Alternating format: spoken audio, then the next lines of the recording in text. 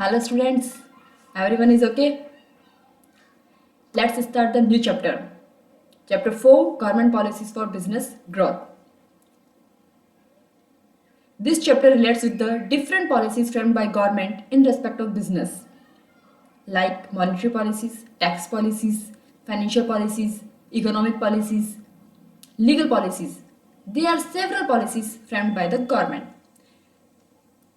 इस चैप्टर में हम डिटेल में इन सब चीज़ों के बारे में पढ़ेंगे कि गवर्नमेंट कैसे पॉलिसीज बनाती है, इसका हिस्ट्री कहाँ से आया, कि पॉलिसीज कहाँ से बनना स्टार्ट हुई।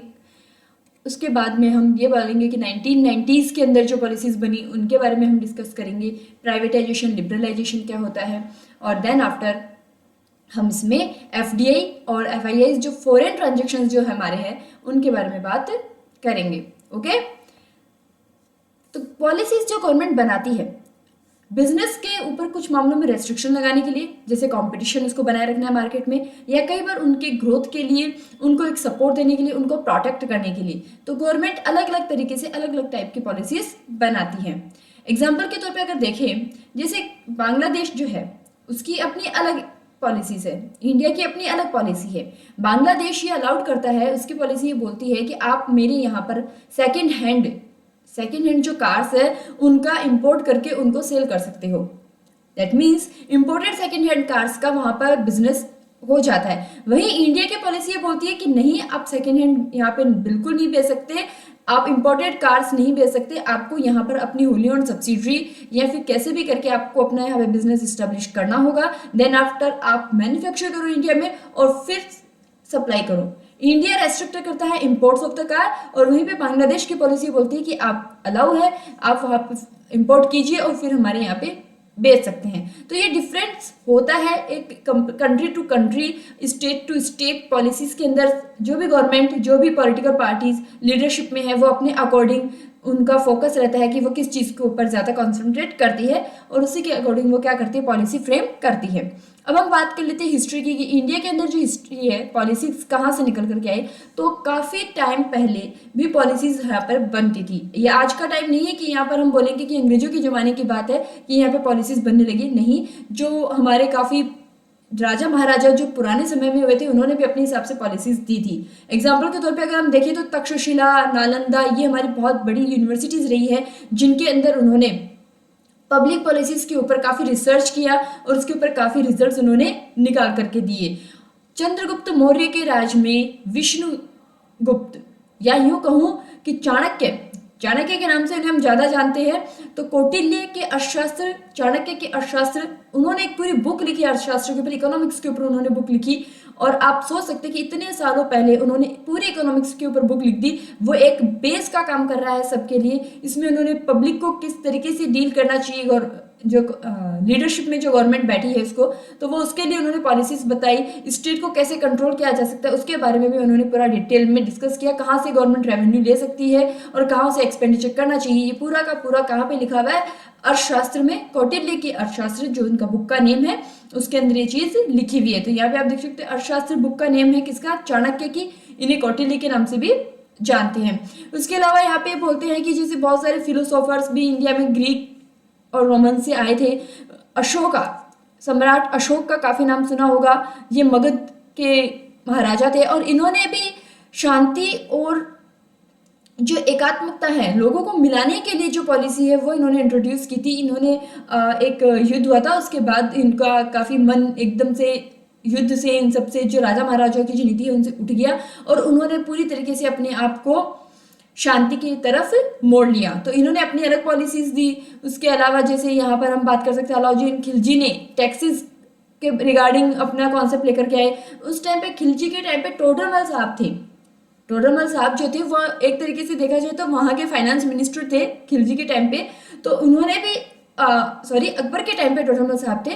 तो अकबर के टाइम पे जो टोडरमल थे हमारे जो इंडियन, ये जो हिंदू पर्सन थे, इन्होंने अपने हिसाब से उनको काफ़ी एडवाइस किया फाइनेंस के अंदर और काफ़ी अच्छा उन्होंने लैंड रिफॉर्म्स पे काम किया। उनका मेन फोकस किस पे था, लैंड रिफॉर्म्स पे। ये जो लैंड रिफॉर्म्स का जो इंट्रोडक्शन हुआ है वो कहाँ से हुआ है, टोडरमल जी के द्वारा किया गया था। अकबर के टाइम पे ये चीज़ हुई थी।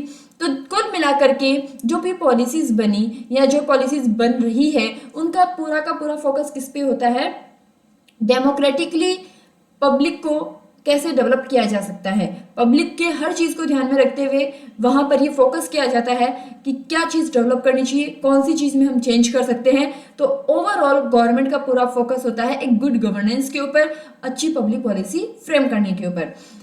नेक्स्ट आपका यहाँ पे कुछ डिफरेंस दिए गए हैं 50s में और 90s की जो पॉलिसीज है। 50s की जो सेंचुरी थी उसके बीच में कुछ पॉलिसीज किस टाइप की थी और 1990s के दौरान किस तरीके की पॉलिसीज इंडिया में बनने लगी, तो उनका एक कंपैरेटिव स्टडी यहाँ पर की गई है। हम देख सकते हैं जैसे evident nature of economic system के बारे में बात करें तो 50s के अंदर सोशलिस्टिक हमारी इकोनॉमी जो थी वो ज़्यादा सोशलिस्टिक थी। गवर्नमेंट का पूरी तरीके से इस पर कंट्रोल था और हर चीज़ गवर्नमेंट के अकॉर्डिंग ही चलती थी, पब्लिक की इसमें कोई चीज़ इन्वॉल्व नहीं थी। और वहीं पे 90s में मिक्स्ड इकोनॉमी को इन्वॉल्व कर लिया गया क्योंकि 90s में एलपीजी जो है उसका कॉन्सेप्ट आ चुका था। LPG, liberalisation, privatisation and globalisation. तो 90s के अंदर 1991 के अंदर ये कॉन्सेप्ट हमने एक्सेप्ट कर लिया था और उसी के साथ हमने हमारे कंट्री की जो इकोनॉमी है उसको प्राइवेट सेक्टर के लिए भी ओपन किया और पूरे वर्ल्ड के जो अदर इन्वेस्टर्स हैं उनके लिए भी हमने ओपन किया। तो यहाँ पे इकोनॉमी का पैटर्न कैसा हो गया, mixed economy. Dominant instrument of economic governance के लिए सबसे मेन इंस्ट्रूमेंट क्या यूज किया जाता था, किस पे ज्यादा फोकस किया जाता था, तो 50s में इकोनॉमिक प्लानिंग के ऊपर फोकस होता था। सारे काम गवर्नमेंट प्लानिंग से करती थी क्योंकि यहाँ पे प्लान्ड इकोनॉमी थी। सोशलिस्टिक इकोनॉमी को हम प्लान्ड इकोनॉमी बोलते हैं क्योंकि गवर्नमेंट के कंट्रोल में सारी चीजें, तो यहाँ पे इकोनॉमिक प्लानिंग पे फोकस था। और वहीं पे 90s के अंदर मार्केट मैकेनिज्म हो गया क्योंकि यहाँ पर आपने सारे सेक्टर्स को ओपन कर दिया, प्राइवेट सेक्टर का इन्वॉल्वमेंट हो गया, पब्लिक सेक्टर का इन्वॉल्वमेंट हो गया और यहाँ तक कि फॉरेन जो इन्वेस्टर्स है वो भी इसमें इन्वॉल्व हो चुके हैं। ओपननेस ओरिएंटेशन, ओपननेस कितनी थी, जो 50s थी उसमें क्लोज इकोनॉमी थी बिकॉज ऑफ सोशलिस्टिक में क्या होता है कि लोगों के पास कोई ऑप्शन नहीं है तो गवर्नमेंट ने जो डिसाइड कर दिया वही सब है। और यहाँ पे ओपन इकोनॉमिक पॉलिसीज कर दी गई थी, ओपन सबके लिए ओपन कर दिया गया either sector. Role of government in business, government का रोल क्या था बिजनेस में, यहाँ पर पूरी तरीके से कमांड थी गवर्नमेंट की क्योंकि पब्लिक सेक्टर अंडरटेकिंग से ज्यादा उसमें थी। और यहाँ पर स्टेट ओनरशिप जो है वो बिजनेस में कम कर दी गई, प्राइवेटाइजेशन को बढ़ावा दे दिया गया। Role of government wise private business में यहाँ पे गवर्नमेंट क्या रोल करती थी, यहाँ पे रोल रेगुलेशंस एंड कंट्रोल का काम करती थी। वहीं पर इसमें रेगुलेशंस को क्या किया, लिबरलाइज्ड किया गया सो दैट जो प्राइवेट सेक्टर उसको क्या मिले, इंक्रीमेंट मिले, उनको बूस्ट किया जा सके। अब हम बात करते हैं कि पॉलिसीज होती क्या है। यहाँ पर हालांकि पॉलिसीज के अपने मीनिंग है, अपने हिसाब से जो भी हम प्लानिंग करते हैं, हम जो भी एक फ्रेमवर्क तैयार करते हैं वो हमारी पॉलिसीज होती है। लेकिन पॉलिसीज को डिफाइन करने के लिए यहाँ पर गैब्रियल अल्मंड नाम के एक पर्सन हुए थे। उन्होंने पॉलिसी के बारे में क्या कहा, उन्होंने ये कहा कि एक ऐसा स्ट्रक्चर होता है, एक ऐसी प्रोसेस होती है, आपने कुछ पॉलिसी किसको बोलते हैं कि सेट ऑफ प्रोसेसेस का वो सेट जो आपके इनपुट को आउटपुट में कन्वर्ट करने के रूटीन के बारे में बात करता है। ऐसा सेट प्रोसेसेस का जो इनपुट से आउटपुट में कन्वर्ट होने के बारे में बात करता है और ये जो आउटपुट कन्वर्ट होकर निकल करके आता है उसे ही हम पब्लिक पॉलिसी बोलते हैं। ये कहना था किसका, गैब्रियल अल्मंड का। तो गैब्रियल अल्मंड ने ये बोला कि it is a set of processes that routinely converts input into output, these outputs are the public policies. तो इनका फोकस किस पे था कि जो इनपुट से आउटपुट निकल करके आया है वो आउटपुट आपका क्या निकल करके आया है, पब्लिक पॉलिसी है। दैट मीन्स आप जो भी रूटीनली वर्क कर रहे हैं उसका फाइनल रिजल्ट पब्लिक पॉलिसी है। वहीं पर सेकेंडली यहाँ हम बात करें तो यहाँ पे एक और डेफिनेशन दी गई डेविड स्टर्न के द्वारा। डेविड स्टर्न ने कहा कि पब्लिक जो पॉलिसीज है, पॉलिसीज के बारे में उन्होंने कहा कि पॉलिसी और कुछ भी नहीं है, इनका मॉडल किस पे बेस्ड था, फीडबैक और black box model. David Stern ने feedback and black box model दिया। तो उन्होंने बोला कि पॉलिसी कुछ भी नहीं है, आप जो भी कुछ अपना वर्क कर रहे हो, जो भी आपने इनिशिएट किया है, उससे आप पब्लिक से क्या लो, फीडबैक लो कि पब्लिक की क्या उसके ऊपर रिएक्ट कर रही है, वो पब्लिक को पसंद आया नहीं आया, उनकी जरूरतों को पूरा कर रहा है या नहीं कर रहा। तो जो भी आपने प्लान एग्जीक्यूट किए हैं उनके ऊपर पब्लिक का फीडबैक लो और जो फीडबैक लेने की जो प्रोसेस है उसे हम क्या बोलेंगे, पॉलिसी रिफॉर्म्स, कि हम पॉलिसीज में चेंज कर सकते हैं। पॉलिसीज में एक एडवांसमेंट आया है बिकॉज हमें पता चला है कि लोगों का क्या रवैया है उस चीज को लेकर के, उस एक्शन को लेकर के, तो उसके अकॉर्डिंग हम उसमें रिफॉर्म्स कर सकते हैं, उसमें चेंजेस कर सकते हैं। तो यहाँ पे डेविड स्टर्न का जो मॉडल है वो फीडबैक पे बेस्ड था और वहीं पे गैब्रियल अल्मंड ने फोकस ये किया कि जो इनपुट से आउटपुट में कन्वर्ट होने की जो प्रोसेस है तो वो फाइनल आउटपुट आपका क्या है, पब्लिक पॉलिसी है। Is it clear? Okay, next यहाँ पे हम बात कर लेते हैं कि जो पॉलिसीज हैं, पॉलिसीज को यहाँ पे दो पार्ट्स में बांटा गया है, सॉरी 3 पार्ट्स में बांटा गया है। तो यहाँ पे ये बोलता है कि पहले तो इन्होंने ये बांटा है कि मैक्रो इकोनॉमिक मैनेजमेंट के बेसिस पे इन्होंने पार्टीशन किया, और एक आपका सेक्टर के हिसाब से।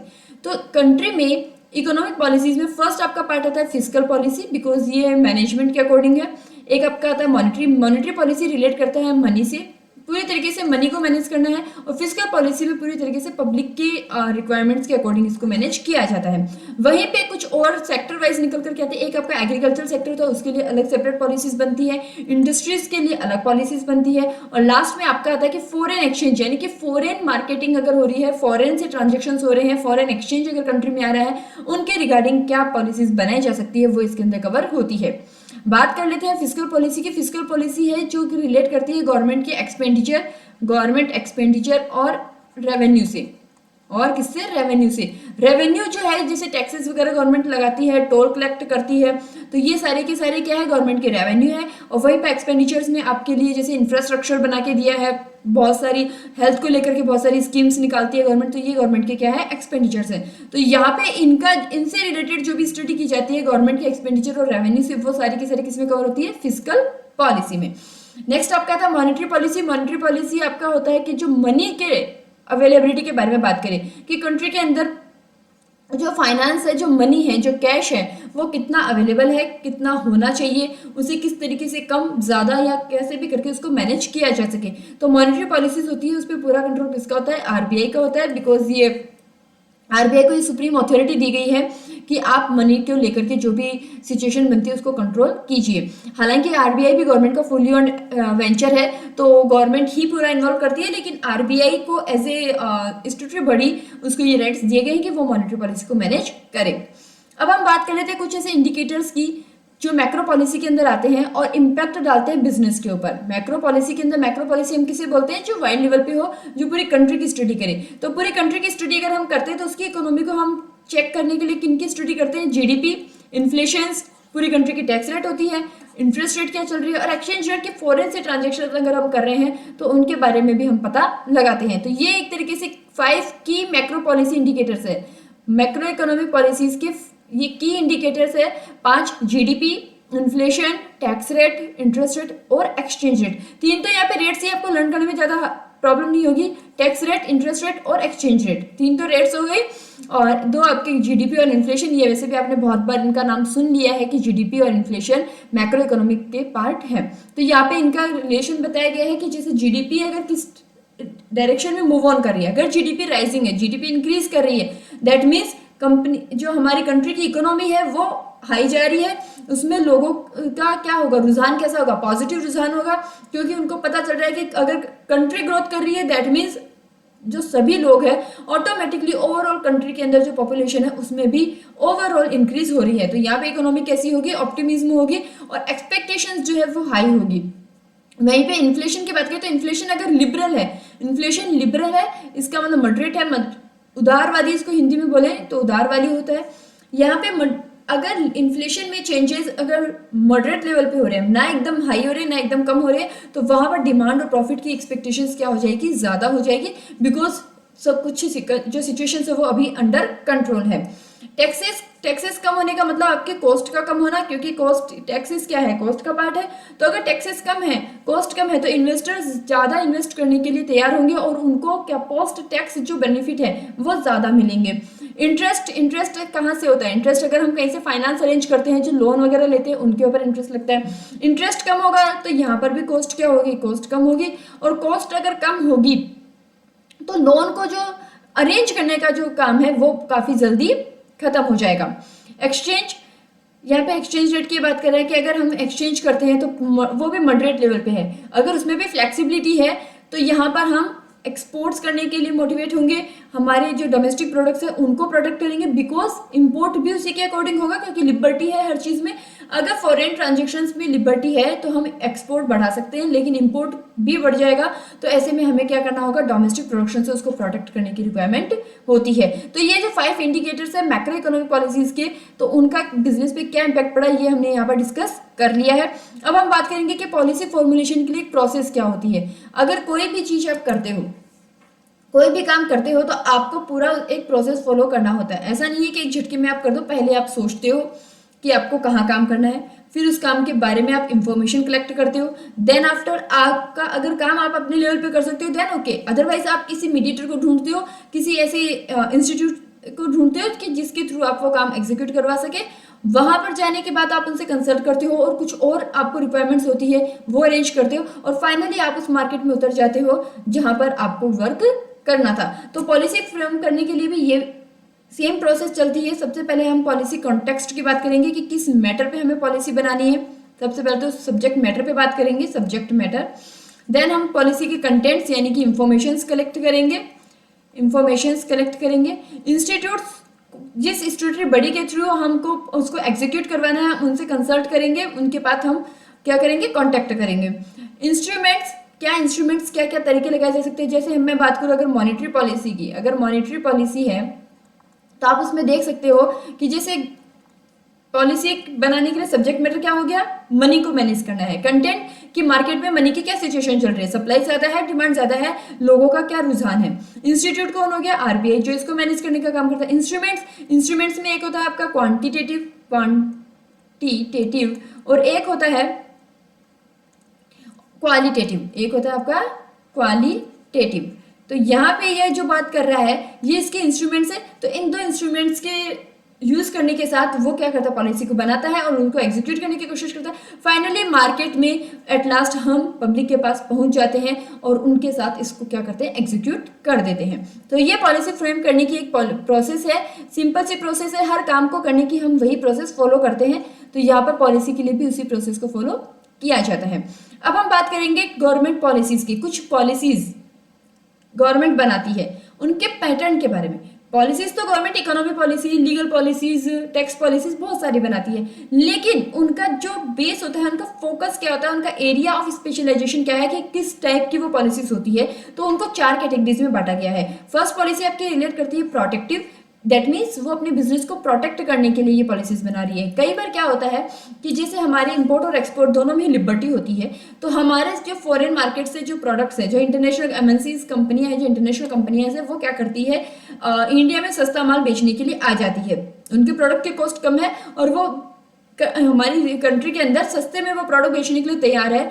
ऐसे में हमारी जो डोमेस्टिक जो बिजनेस है, हमारी जो डोमेस्टिक इंडस्ट्रीज है, उसको क्या होता है, नुकसान होता है, बिकॉज यहाँ का प्रोडक्ट हमारा महंगा है और बाहर से जो चाइना का प्रोडक्ट है, एग्जांपल के तौर पे चाइना से बहुत ज्यादा माल आता है, वो सस्ता आता है। तो चाइना के जो प्रोडक्ट्स हैं उनके ऊपर हम क्या बोलते हैं कि नहीं, उनसे हमारे बिजनेस को, हमारी कंट्री के जो इंडस्ट्रीज है उनको क्या हो रहा है, नुकसान हो रहा है। तो उन्हें प्रोटेक्ट करने के लिए गवर्नमेंट पॉलिसीज बनाती है और इस प्रोटेक्शन के अंदर गवर्नमेंट क्या कर सकती है, प्रोटेक्ट फॉर बिजनेसेस को प्रोटेक्ट करती है और उसके लिए वो कई बार टैक्सेस, अदर ड्यूटीज वो एक्स्ट्रा लगाती है।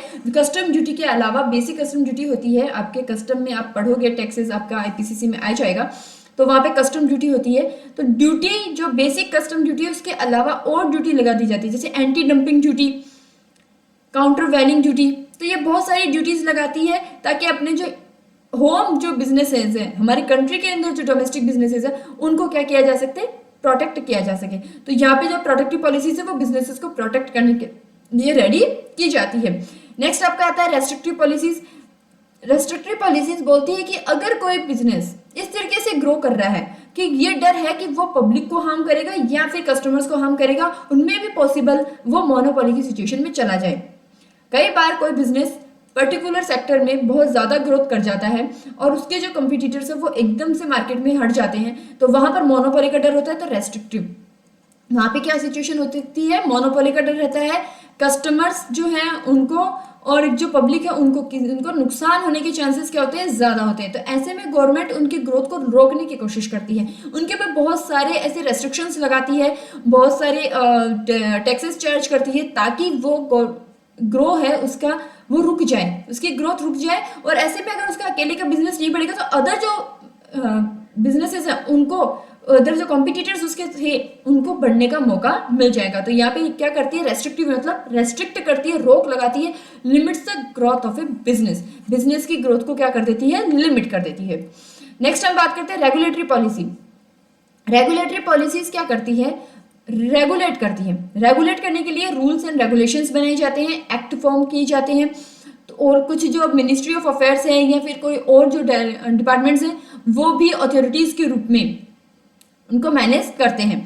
तो यहाँ पे स्ट्रेटेजीज के परफॉर्मेंस के लिए सेंटर्स बनाए जाते हैं, इंस्टीट्यूशन सेट किए जाते हैं, जैसे रेलवे के लिए मिनिस्ट्री ऑफ रेलवे है, उसी के अलावा आपके जैसे फॉरेन ट्रांजेक्शन्स हैं उनको मैनेज करने के लिए director general of foreign trade है, तो कंपनीज को मैनेज करने के लिए मिनिस्ट्री ऑफ कॉर्पोरेट अफेयर्स है। तो यहाँ पर रेगुलेटरी पॉलिसी होती है कि आप रेगुलेट करने के लिए उनके ऊपर रूल्स एंड रेगुलेशंस को प्रॉपर मैनेज करने के लिए अथॉरिटीज बना देते हैं।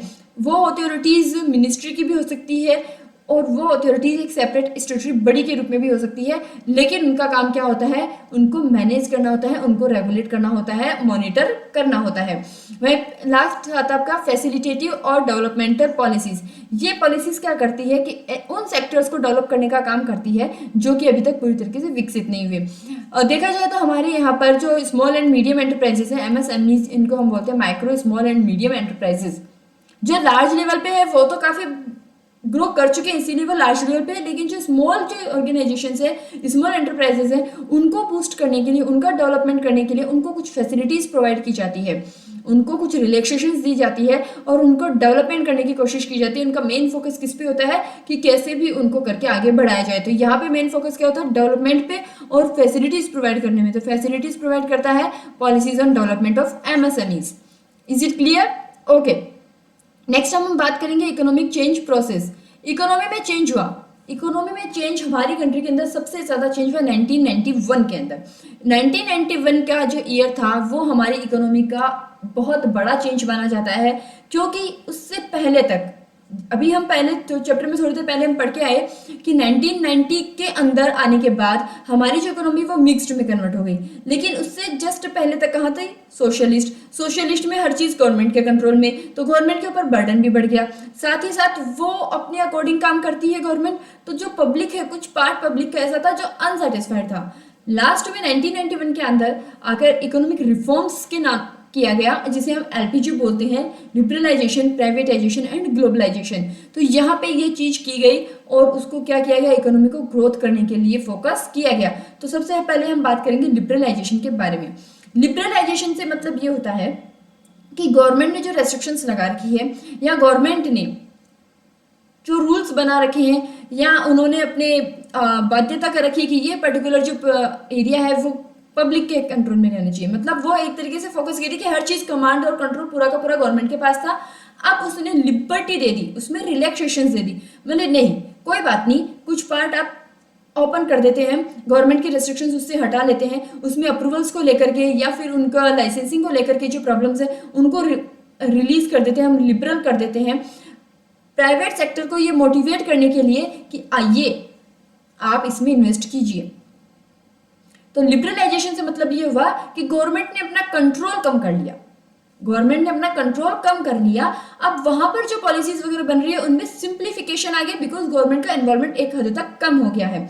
तो यहाँ पे लिबरलाइजेशन से मतलब है कि गवर्नमेंट ने लिबर्टी दे दी किन किन चीजों में, लाइसेंसिंग को लेकर के, उनके ऑर्गेनाइजेशंस के स्टैब्लिशमेंट में कुछ अप्रूवल्स की रिक्वायरमेंट है उनको लेकर के, कुछ लेजिस्लेटिव या कुछ रूल्स वगैरह बनाए गए थे उनमें। तो गवर्नमेंट ने क्या कर दिया, ग्रेजुअली डिक्लाइन कर दिया, गवर्नमेंट ने क्या किया, ग्रेजुअली डिक्लाइन कर दिया command and control of economic policies. तो यहाँ पर उन्होंने क्या कर दिया, कम कर दिया, जो बैरियर्स थे, जो कॉन्स्टेंट्स थे, उनको रिमूव करने की कोशिश की गई। तो कुल मिलाकर के यहाँ पे गवर्नमेंट का पूरा फोकस किस चीज पे था कि कैसे भी करके जो इकोनॉमी की जो सिचुएशंस है उनके अंदर लिबर्टी लाई जाए, लोगों को मोटिवेट किया जाए कि आप आकर हमारी इकोनॉमी का हिस्सा बनिए। नेक्स्ट आपका था प्राइवेटाइजेशन। प्राइवेटाइजेशन में मतलब ये होता है कि आपने लिबर्टी तो दी, साथ ही साथ आपने कुछ पार्ट्स जो गवर्नमेंट के थे या कुछ ऐसे ऑर्गेनाइजेशंस, कुछ ऐसी इंडस्ट्रीज को आपने फ्री कर दिया, पूरी तरीके से फ्री कर दिया कि प्राइवेट सेक्टर उनके ऊपर अपना इन्वेस्टमेंट कर सकता है और उनकी स्टैब्लिशमेंट कर सकता है। पहले ये रेस्ट्रिक्शंस थी कि पब्लिक के पास ही सारा काम होता था, पब्लिक पॉलिसीज जो गवर्नमेंट बनाती थी, PSUs जो होते थे वही काम करते थे, प्राइवेट सेक्टर का इतना इन्वॉल्वमेंट नहीं था, उनके ऊपर बहुत सारी रेस्ट्रिक्शंस थी। प्राइवेटाइजेशन में क्या किया कि जो ऑनरशिप की जो स्ट्रक्चर्स हैं, ऑनरशिप की स्ट्रक्चर्स जो है वो पब्लिक से प्राइवेट को ट्रांसफर हो गई। ये बोला गया कि ये पार्ट्स आपके कुछ ऐसे हैं, आप अपना इनोवेटिव आइडियाज लगाइए, कॉस्ट को सेव करने के लिए कुछ भी आप तरीका अपनाइए, आप इन्वेस्टमेंट्स कीजिए और आप अपने हिसाब से डिसीजन लेकर के पॉलिसीज बनाइए। लेकिन आप हमारे जो मेन जो अथॉरिटी है उसके अंडर रहते हुए आप इन चीज़ों पे अपना काम कर सकते हो। मतलब काफ़ी कुछ प्राइवेट सेक्टर को ओपन किया गया और यहाँ पे प्राइवेट सेक्टर में ओपन करने से इन्वेस्टमेंट में काफ़ी ज़्यादा बूम आया, बिकॉज जो काम सिर्फ और सिर्फ गवर्नमेंट कर रही थी अब उन्होंने प्राइवेट सेक्टर ने, जैसे अंबानीज अडानीज, इनका इन्वॉल्वमेंट आज की इकोनॉमी में बहुत ज़्यादा है, हमारी कंट्री की इकोनॉमी में इनका बहुत बड़ा रोल है। तो ये एक मेजर पार्ट इन्होंने कवर किया। जैसे ही प्राइवेटाइजेशन हमारी कंट्री के अंदर आया तो इसी तरीके के बड़े ऑर्गेनाइजेशंस हैं, उन्होंने एंट्री की, अपना इन्वेस्टमेंट किया, सेक्टर्स को डेवलप करना शुरू किया। उससे गवर्नमेंट का बर्डन भी कम हो गया और साथ ही साथ प्राइवेट सेक्टर को भी क्या हो गया, एक एफिशिएंसी इंक्रीज हो गई, उनके अंदर भी एक एक्सपेक्टेशन पॉजिटिव वे में इंक्रीज हो गई। ओके, अब हम बात करेंगे कि प्राइवेटाइजेशन के कुछ तरीके हैं, प्राइवेटाइजेशन कैसे किया जा सकता है। तो यहाँ पे 4 टाइप्स के प्राइवेटाइजेशन के बारे में बात की गई है। फर्स्ट आपका बोलता है डेलीगेशन। डेलीगेट करने का मतलब आपने डेलीगेट किया, हैंड ओवर किया है। क्या हैंड ओवर किया है? ऑनरशिप नहीं की है, सिर्फ और सिर्फ आपने उसको पार्टली एक वर्क, एक रेस्पॉन्सिबिलिटी ट्रांसफर की है कि जो मेन जो कंट्रोल है वो गवर्नमेंट का है, लेकिन उनको ये बोला गया है कि आप इस काम को, इस सर्विस को इस पर्टिकुलर वे में कर सकते हैं, आपको ये राइट दिया जाता है। मतलब गवर्नमेंट ने अपने जो ड्यूटीज है, अपनी रेस्पॉन्सिबिलिटीज है, उनको हैंड ओवर कर दिया, उनको रिलीज कर दिया, उनको डेलीगेट कर दिया। तो यहाँ पे डेलीगेशन में हम क्या बोलेंगे कि गवर्नमेंट ने रेस्पॉन्सिबिलिटीज ले रखी है, प्राइवेट सेक्टर को वो हैंड ओवर करती है पार्शली और fully the delivery of product and services. Example के तौर पे आप देखते हो जैसे फ्रेंचाइजी है, हम किसी की फ्रेंचाइजी लेकर बैठते हैं, अथॉरिटी, हायर अथॉरिटी वही होती है, उसी के रूल्स वगैरह चलते हैं, उसी ने जो प्राइस डिसाइड किया उसी के अकॉर्डिंग हमें प्रोडक्ट को बेचना होता है। लेकिन फिर भी हमें ये राइट मिल गया कि हम उस प्रोडक्ट को बेच सकते हैं, उस ब्रांड नेम को यूज कर सकते हैं, तो वो फ्रेंचाइजी क्या है? डेलीगेशन है, बिकॉज ऑनरशिप ट्रांसफर नहीं हुई है। नेक्स्ट आता है आपका डिवेस्टमेंट। डिवेस्टमेंट में क्या करती है गवर्नमेंट? ऑनरशिप भी ट्रांसफर करती है।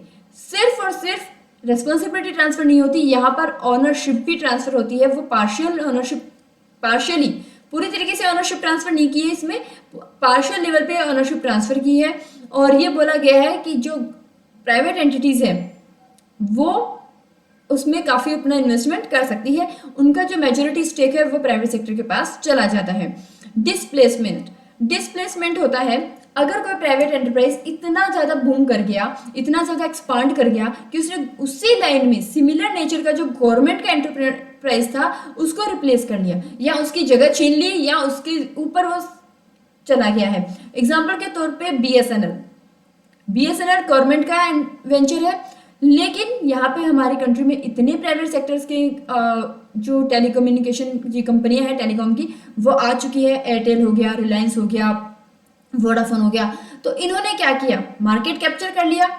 बीएसएनएल वहीं की वहीं रहा, गवर्नमेंट की मोनोपोली थी बीएसएनएल पे, बीएसएनएल के थ्रू, लेकिन उन्होंने प्राइवेट सेक्टर ने एंट्री मार के टेलीकॉम इंडस्ट्री के अंदर अपना वर्चस्व बना लिया और रिप्लेस कर दिया। गवर्नमेंट की जो एंटिटी थी उसको क्या कर दिया? रिप्लेस कर दिया, उसको वहां से हटा दिया, उसकी पोजीशन ही हिला दी। तो उसको हम क्या बोलेंगे? डिस्प्लेसमेंट। डिस्प्लेस कर दिया, रिप्लेस कर दिया, उसकी जगह को हटा दिया। नेक्स्ट आपका आता है डिसइन्वेस्टमेंट। डिसइन्वेस्टमेंट ये बोलता है कि जो प्राइवेट एंटरप्राइजेस है, डिसइन्वेस्टमेंट क्या बोलता है? प्राइवेट पब्लिक एंटरप्राइज से प्राइवेट एंटरप्राइज को क्या हो गया? ऑनरशिप ट्रांसफर हो गई। वहां पे गवर्नमेंट अपनी ऑनरशिप को रिलीज करती है डिवेस्टमेंट में, और डिसइन्वेस्टमेंट में public PSU, public sector units, private sector units को क्या करते हैं? प्राइवेट एंटिटीज को जो क्या करते हैं? रिलीज कर देते हैं, ऑनरशिप, पार्टली ऑनरशिप ट्रांसफर कर देते हैं। तो ये 4 टाइप्स थे प्राइवेटाइजेशन के, इनके ऊपर भी क्वेश्चन आ सकता है, आइदर एज ए डेफिनेशन और as a types. Okay, next अब बात करेंगे हम फॉरेन की, कि फॉरेन इन्वेस्टमेंट्स कैसे, क्या तरीके हो सकते हैं। फर्स्ट आपका आता है FDI, foreign direct investments. FDI के बारे में आपने काफी कुछ सुना होगा, या पेपर्स में इनके बारे में बहुत बार जिक्र होता है। गवर्नमेंट जब नॉर्मली अपना बजट लेकर के आती है तो उसमें एफडीआई के बारे में काफी कुछ बातें लिखी होती है। कुछ सेक्टर्स ऐसे होते हैं जो पहले ऐसे थे जिनमें गवर्नमेंट ने पाबंदी लगा रखी थी कि नहीं, बाहर का इन्वेस्टर इनमें इन्वेस्ट नहीं कर सकता, बाहर वाले का इसमें पैसा नहीं होना चाहिए, क्योंकि अगर वो आया, उसने पैसे लगाए, तो ऑनरशिप में उसका कहीं ना कहीं हिस्सा बन जाएगा और वो हमारे बिजनेस को डिस्टर्ब कर देगा। ये काफी सेंसिटिव बिजनेस है। उसके बाद गवर्नमेंट ने धीरे धीरे लिबर्टी देना शुरू किया और कुछ सेक्टर्स को स्पेसिफिक कर दिया कि नहीं, ये 8, 9, 10 सेक्टर्स जो हैं उनको छोड़ दो, उनको छोड़ दो, बाकी सब में आप एफडीआई कर सकते हो। इन्वेस्टर्स जो फॉरेन इन्वेस्टर्स है वो अपना पैसा लगा सकते हैं, लेकिन उनकी अलग अलग लिमिट बता दी। किसी में 24% है, किसी में 49% है, किसी में 74% है और कुछ में 100% तक अलाउड कर दिया। ये डिपेंड करता है उस नेचर के ऊपर, जो बिजनेस है, जो एंटरप्रेन्योर का नेचर है उसके ऊपर, कि वो किस नेचर का है। अगर वो इम्पैक्ट नहीं डालता है इकोनॉमी पे इतना, तो उसमें 100% तक एफडीआई अलाउड कर दी गई। अगर वो इम्पैक्ट डालता है तो उसमें उसको क्या कर दिया गया है, रेस्ट्रिक्ट कर दिया गया है। तो एफडीआई को ये बोला जा सकता है कि बाहर के नेशन से, एक कंट्री से, एफडीआई को हम डिफाइन कैसे कर सकते हैं, जैसे मान लीजिए चाइना और इंडिया, ये दो कंट्रियां हैं। यहाँ पे चाइना का जो पर्सन है, मान लीजिए ए, उसने इंडिया की किसी कंपनी में बी लिमिटेड के अंदर इन्वेस्ट किया, बी लिमिटेड में इन्वेस्ट किया। ये एक कंट्री का पर्सन है, दूसरी कंट्री में आके इन्वेस्ट कर रहा है और यहाँ पे कैपिटल का क्या हो रहा है, फ्लो हो रहा है। कैपिटल क्या हो रही है, फ्लो हो रही है, कैपिटल ट्रांसफर हो रही है। तो इसे ही हम क्या बोलेंगे, इसमें वो डायरेक्टली कर रहा है इस कंपनी में इन्वेस्ट। ए जो है वो बी लिमिटेड में डायरेक्टली इन्वेस्ट कर रहा है, तो इसे हम क्या बोलेंगे, FDI, foreign direct investment. Okay, अब हम बात करेंगे कि इसमें जैसे आप देख सकते हो कि कितना क्या अलाउ किया गया। कुछ सेक्टर्स में 100% ओपननेस दे दी और कुछ में 26, 49, 51% और 74% में भी कुछ रिलैक्सेशंस दी गई है। तो ये अलग अलग परमिशंस दी गई है। यहाँ पे अलग परमिशंस भी लेनी होती है, जैसे कि आपको ऑटोमेटिक रूट होता है जिनमें पूरी तरीके से फ्री छोड़ा गया है, और एक होता है गवर्नमेंट रूट जिसमें आपको गवर्नमेंट से अप्रूवल लेनी होती है। अप्रूवल देने का काम कौन करता है, foreign investment promotion board, FIPB जो है वो अप्रूवल देने का काम करता है। FIPB, foreign investment promotion board जो है वो अप्रूवल देने का काम करता है, जहां पर आपके गवर्नमेंट रूट में अप्रूवल की रिक्वायरमेंट होती है। अब हम बात करेंगे कुछ ऐसे सेक्टर्स की जहां पर एफडीआई अलाउड नहीं है। थोड़ी देर पहले हमने ये जिक्र किया कि कुछ सेक्टर्स को गवर्नमेंट ने रिजर्व रख लिया जिनमें एफडीआई अलाउड नहीं है, बाकी सब में उन्होंने अपने अकॉर्डिंग लिमिट्स डाल दी। तो यहाँ पे हम बात करें प्रोहिबिटेड सेक्टर्स की, जहां पे एफडीआई अलाउड नहीं है, भले ही आप गवर्नमेंट से अप्रूवल लेने की कोशिश करो, भले ही आप ऑटोमेटिक रूट से आने की कोशिश करो। तो ये कौन कौन से, सबसे पहले तो ये बोल रहा है एटॉमिक एनर्जी। एटॉमिक एनर्जी हमारा होता है डिफेंस से रिलेटेड। तो क्या डिफेंस में हम हर किसी को राइट दे सकते हैं कि आप उसमें ऑनरशिप करो और आप अपनी मर्जी से काम करो? बिल्कुल नहीं, ये पूरा का पूरा कंट्रोल गवर्नमेंट में होना चाहिए। हो सकता है जो फॉरेन इन्वेस्टर्स है वो इसमें इन्वेस्ट तो कर रहा है, लेकिन वो अपनी बेईमानी कर ले और ये हमारे लिए काफी घातक हो सकता है। तो गवर्नमेंट ने जो है इसको अपने पास स्टोर कर लिया, रिजर्व कर लिया। लॉटरी, गैम्बलिंग, बैटलिंग, ये जो है ये आपके कैजुअल इनकम की बात करते हैं, और ये क्या होता है, कैजुअल इनकम यहाँ से इनकम होती है, एक रेगुलर इनकम का ही पार्ट नहीं है। सेकंड, ये इलीगल एक्टिविटीज है, एक तरीके से ये क्या है, इलीगल एक्टिविटीज है। गवर्नमेंट इनको बढ़ावा देने की कोशिश नहीं करती। गवर्नमेंट ये बोलती है कि नहीं, ये हमारी सोसाइटी में, हमारी जो इकोनॉमी है उसको नेगेटिव इम्पैक्ट डाल सकते हैं। सडनली इनकम होना, सडनली घाटे में चला जाना, तो ये एक कोई फिक्स रूट नहीं है इनकम कमाने का, तो हम इनके अंदर बाहर वाले को पैसा कमाने का मौका नहीं देंगे। देन आपका बिजनेस ऑफ चिट फंड, निजी कंपनीज, ये होती है कि ये अपने पर्टिकुलर सेक्टर के ऊपर काम करती है, इनके अपने खुद के स्पेसिफाइड पर्पस होते हैं, लेकिन इनमें फ्रॉड होने का चांसेस बहुत ज्यादा होता है। गवर्नमेंट ने बोला कि नहीं, हम इसको अपने कंट्रोल में रखेंगे, हमारी कंट्री के अंदर ही ये चीज चलेगी, बाहर वाला इसमें इन्वेस्ट नहीं कर सकता, उनको हम अलाउड नहीं करेंगे। एग्रीकल्चर सेक्टर, एग्रीकल्चर में बहुत तरीके के काम होते हैं, जैसे एनिमल हस्बेंड्री इसमें शामिल है, हॉर्टिकल्चर शामिल है, फ्लोरिकल्चर शामिल है, वेजिटेबल्स का कल्टीवेशन है, तो बहुत सारी चीजें एग्रीकल्चर में शामिल है। गवर्नमेंट ने ये बोला कि अगर एग्रीकल्चर सेक्टर में हमने एफडीआई को अलाउड कर दिया तो वो बाहर की टेक्नोलॉजी लगाएंगे। हो सकता है वो टेक्नोलॉजी हमारे लिए बेनिफिशियल हो, बट मे बी पॉसिबल वो वहां से कोई इस तरीके का प्रोडक्ट यूज करे जो एग्रीकल्चर तो बढ़ा दे, जो नंबर ऑफ क्वांटिटी तो बढ़ा दे, बट हमारी जो लैंड है उसको, फार्मिंग को, जो हमारी लैंड है उसमें नुकसान पहुंच जाए, बहुत ज्यादा यूरिया का यूज कर ले, बहुत ज्यादा केमिकल्स का यूज कर ले, तो वो यहाँ पे आके पैसा कमा के चले जाएंगे high level, large number of quantities में प्रोडक्ट को बेच करके, पर जो प्रोडक्ट वो सप्लाई कर रहे हैं वो क्या हेल्दी है? बिल्कुल नहीं। तो गवर्नमेंट को उसमें भरोसा नहीं है, तो गवर्नमेंट ने कहा कि नहीं, हमारा एग्रीकल्चर सेक्टर है वो भी हम इसमें क्या करेंगे, रेस्ट्रिक्टेड रूट में डालेंगे। एक बात करता है housing and real estate business. Real estate में अच्छी खासी कमाई होती है। अगर आपने नोटिस किया हो, दिन पर दिन जमीन के भाव बढ़ते हैं और रियल एस्टेट में जिन्होंने भी इन्वेस्ट किया है उनके काफी ज्यादा फायदा देखने को मिलता है। तो गवर्नमेंट ये बोलती है कि मैं रियल इस्टेट में दे तो दूंगी, कुछ जगह पे उसने रिलैक्सेशन भी दिया, लेकिन जो रियल इस्टेट बिजनेस है उसमें उसने काफ़ी हद तक उस पर प्रोहिबिशन लगाई है। कुछ कहाँ पे उसको फ्री छोड़ा गया, जैसे कोई टाउनशिप डेवलप करनी तो वहाँ पे बाहर वाला पर्सन इन्वेस्ट कर सकता है, रेजिडेंशियल एंड कॉमर्शियल बिल्डिंग्स बनानी है, रोड्स ब्रिज, इनके कंस्ट्रक्शन में भी फॉरेन कंपनियां काफ़ी इन्वेस्ट करती है, जैसे हमारी दिल्ली मेट्रो है या जो जयपुर मेट्रो है, इनके अंदर बाहर की कंपनीज का इसमें इन्वॉल्वमेंट है, वो इसमें इन्वेस्ट कर रही है। तो यहाँ पे ये बोला गया कि आप हमारे यहाँ इंफ्रास्ट्रक्चर डेवलप करें, ओके नो प्रॉब्लम, बट फिर भी हम कुछ पार्ट ऐसा रखेंगे जिसमें आपको प्रोहिबिट किया जाएगा। Trading in transferable development rights, ये डेवलपमेंट को लेकर के कुछ राइट्स होते हैं जिनके ट्रांसफर करने पर जो ट्रांसफरेबल होते हैं, लेकिन उनके ट्रेडिंग के ऊपर भी रेस्ट्रिक्शंस लगाई गई है, गवर्नमेंट इसको ओपन नहीं कर रखी।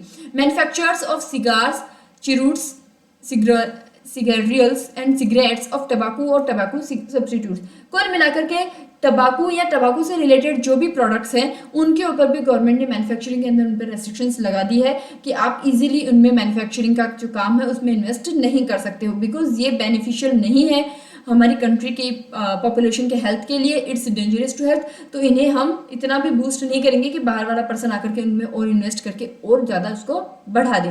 तो कुल मिलाकर के यहाँ पे ये 8-9 सेक्टर्स दिए गए हैं जिसमें गवर्नमेंट ने क्या किया है, फुल्ली प्रोहिबिट कर दिया गया है और उसमें किसी तरीके की कोई छूट नहीं दी गई है। नेक्स्ट आपका आता है फॉरेन इंस्टीट्यूशनल इन्वेस्टर्स, FII। ये आपके क्या करते हैं, इसमें ये बोला गया कि जो इंस्टीट्यूशनल इन्वेस्टर्स होते हैं वो एक तरीके से एक ग्रुप में होते हैं, एक इंस्टीट्यूट होता है, इन्वेस्टर्स का एक ग्रुप होता है जो इन्वेस्ट करता है बाहर की तरफ, मतलब एक कंट्री से दूसरी कंट्री में इन्वेस्टमेंट किया जाता है, सेम FDI की जैसे है, लेकिन उसमें इंडिविजुअल इन्वेस्टर हो सकता है, यहाँ पे एक ग्रुप में इन्वेस्टमेंट किया जाता है। सेकंड, ये रजिस्टर्ड होते हैं, जिस कंट्री से ये आ रहे हैं उसमें ये रजिस्टर्ड होते हैं बाहर इन्वेस्ट करने के लिए, मतलब इनको परमिशन दी हुई होती है कि आप बाहर इन्वेस्ट कर सकते हो। किन किन चीज़ों में इन्वेस्ट कर सकते हैं, इक्विटी में इन्वेस्ट कर सकते हैं, पेंशन फंड में इन्वेस्ट कर सकते हैं, म्यूचुअल फंड में इन्वेस्ट कर सकते हैं, हेजिंग फंड्स में इन्वेस्ट कर सकते हैं। कुल मिलाकर के इन्हें इन्वेस्टमेंट में इनको भी काफ़ी कुछ रिलैक्सेशंस दी गई है, बहुत सारे सेक्टर्स इसमें ओपन किए गए हैं। लेकिन यहाँ पे एक चीज़ देखने को ये मिलती है कि ये जो क्या होते हैं, जहाँ पे इनको फायदा ज़्यादा होता है ना वहाँ ये इन्वेस्ट करते हैं, और जैसे इनको नुकसान होता है ये हाथों हाथ वहां से पैसा निकाल के दूसरी कंट्री में इन्वेस्ट करने चले जाते हैं। तो इससे कई बार ये नुकसान होता है कि सडनली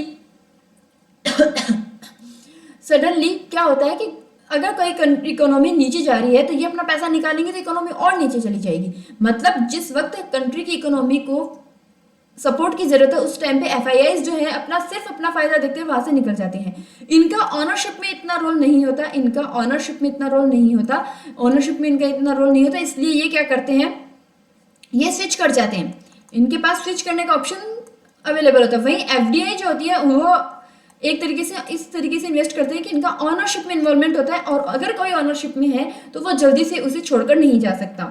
वो उस कंपनी का अगर मालिक बन गया है, उसे उस कंपनी में स्टॉक मिल गया है, शेयर होल्डिंग उसकी आ गई है, तो वो जल्दी से इसे स्विच नहीं कर सकता। तो गवर्नमेंट प्रीफर किसको करती है, गवर्नमेंट प्रीफर करती है FDI को as compare to FII। Next आपका था investment from India abroad.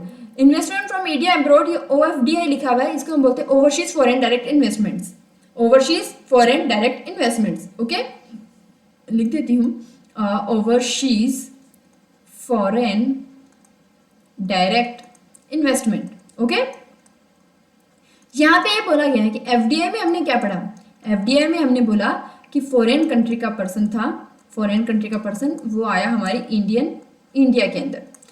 OFDI में हम बोलेंगे, OFDI ओवरसीज में हम ये बोलेंगे कि इंडिया का पर्सन था, वो इन्वेस्ट कर रहा है किसमें, फॉरेन कंट्री में। मतलब अगर यहाँ के जो लोग हैं, इंडिया के जो पर्सन है, इन्वेस्टर्स हैं, वो अगर किसी और कंट्री में जाकर के इन्वेस्ट कर रहे हैं उसे हम बोलेंगे ओवरसीज FDI, और वहीं पर अगर कोई फॉरेन कंट्री का इन्वेस्टर है वो इंडिया में इन्वेस्ट कर रहा है तो उसे हम क्या बोलेंगे, FDI। यहाँ पर इन दिनों काफ़ी ज़्यादा इंक्रीज हुआ है हमारी जो OFDI है, ओवरसीज इन्वेस्टमेंट जो है हमारा, उसमें काफ़ी इंक्रीज हुआ है। RBI ये डाटा शो करती है कि जो इंडियन कंपनीज है उन्होंने अब्रॉड में काफ़ी इन्वेस्ट किया है, और ये जनवरी 20 तक के रिसेंटली जो ये डाटाज है वो जनवरी 20 के दिए गए हैं, और उसमें ये बोला गया कि 2.10 बिलियन USD का इंक्रीज हुआ है पर ईयर। इतना हमारा इन्वेस्टमेंट हुआ है, 40% तक की इंक्रीज इसके अंदर हो चुकी है।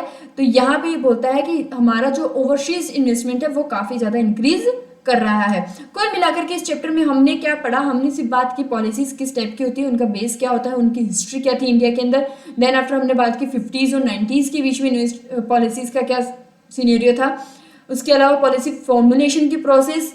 देन आफ्टर हमने बात की पॉलिसी के, गवर्नमेंट की जो पॉलिसीज हैं उनके 4 टाइप्स थे, वो भी हमने डिस्कस किया। उसके अलावा हमने डिस्कस किया प्राइवेटाइजेशन एंड लिबरलाइजेशन, और फिर लास्ट में हमारे पास आया एफडीआई के बारे में हमने बात की कि एफडीआई, एफआईआईज और ओएफडीआईज जो है वो यहाँ पर किस तरीके से वर्क करती है। तो इस चैप्टर के अंदर अभी तक इतना ही था। इसमें ये बोला गया कि आपको पॉलिसीज, गवर्नमेंट कैसे पॉलिसीज बनाती है और उसके अलावा कैसे इकोनॉमी के अंदर कोई काम होता है, उन सब के बारे में यहाँ पे डिस्कस किया गया है। आई होप आप सभी को समझ में आया होगा, बिकॉज काफी ईजी चैप्टर था। ये भी बीसीके के सारे चैप्टर्स बहुत ईजी है, बस आपको उनको क्या करना है, फुल कंसंट्रेशन के साथ एक बार समझ लेना है, दिमाग में बहुत जल्दी फिट हो जाने वाला है, क्योंकि कोई भी ऐसा टेक्निकल पॉइंट इसके अंदर निकल के नहीं आता है। Thank you.